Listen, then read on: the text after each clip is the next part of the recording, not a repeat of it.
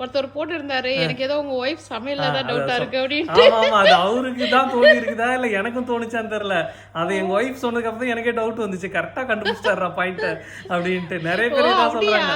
ஆமா. ஆ. நான் கூட சொல்லியிருந்தேன்ல 3 வேள சோறுன்ட்டு. ஒருத்தர் போட்டிருக்காரு, "நீங்க நெறைய சோறு சாப்பிட்டீங்கன்னா டயபெட்டிஸ் வந்துரும் உங்களுக்கு" அப்படின்னு.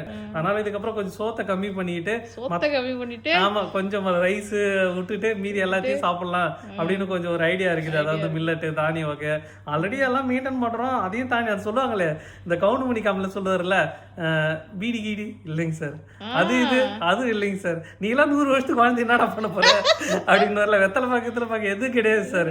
அது மாதிரி நம்மளுக்கு எதுவுமே கிடையாது. அதுதான் டவுட். உங்களுக்கு ஒரு ஹாபிட்மே இல்லையே, என்னடா இது அப்படின்ட்டு எனக்கே டவுட் வருது இப்ப சமையல்ல.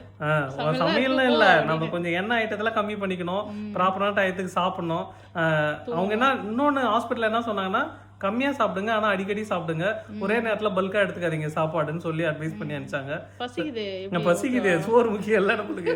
அது என்னன்னா நம்ம கோபிநாத் தான் ஒரு இதுல சொல்லியிருந்தாரு. என்ன சொன்னாருன்னா, நம்ம இந்தியன்ஸோட மென்டாலிட்டியே என்னன்னா, எவ்வளவு ரைஸ் இருந்தாலும் முடிஞ்ச வரைக்கும் ஸ்டோர் பண்ணி வச்சுக்கணும், சாப்பிட்டோம். ஏன்னா அடுத்த வேலைக்கு கிடைக்குமோ கிடைக்காதோ.